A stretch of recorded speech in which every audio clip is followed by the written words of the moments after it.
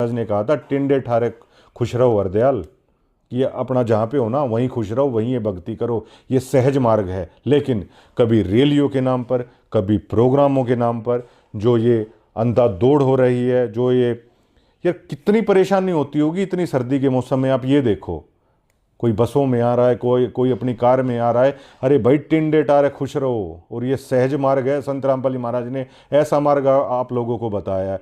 30-30 साल से जो जुड़े हुए हैं उनको नहीं समझ में आ रही, बताओ ये चीज़। मतलब ये ऐसा मार्ग है जो संत रामपाल जी महाराज बता रहे हैं कि खाओ पियो और मौज लो और इस मालिक का नाम जपो। ये कह रहे हैं अपना काम करो, आडंबर और पाखंड से दूर रहो। जरूरी है कोई आपको पॉलिटिकल उस चीज़ में मतलब उस चीज़ में धंसना। अब मैं संत रामपाल जी महाराज से प्रभावित हुआ। हमारा तो नेताओं के साथ प्रेस का मिलना जुलना रहता है और ऐसी तरह रहता है जैसे आम आदमियों का नहीं रहता कभी भी।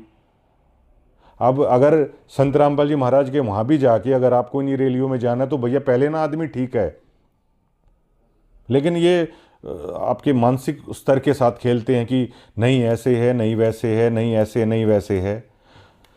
कर्तव्य और अकर्तव्य की परिभाषा में संत जी बताते हैं, गीता में लिखा हुआ है कि अर्जुन कर्तव्य अकर्तव्य की परिभाषा में शास्त्र ही प्रमाण है।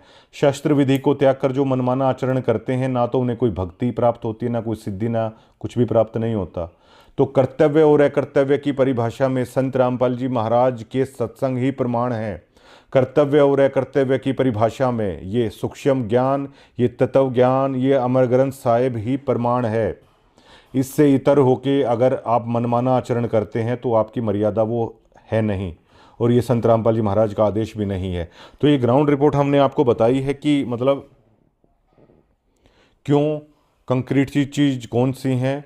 सब में एक ही चीज़ निकल के सामने आएगी कि वाणी, संत जी का ज्ञान, संत जी की पुस्तक, ये चीज़ें सबसे कंक्रीट है। बाकी लोगों को दुनिया आडंबर और पाखंड मान रही है।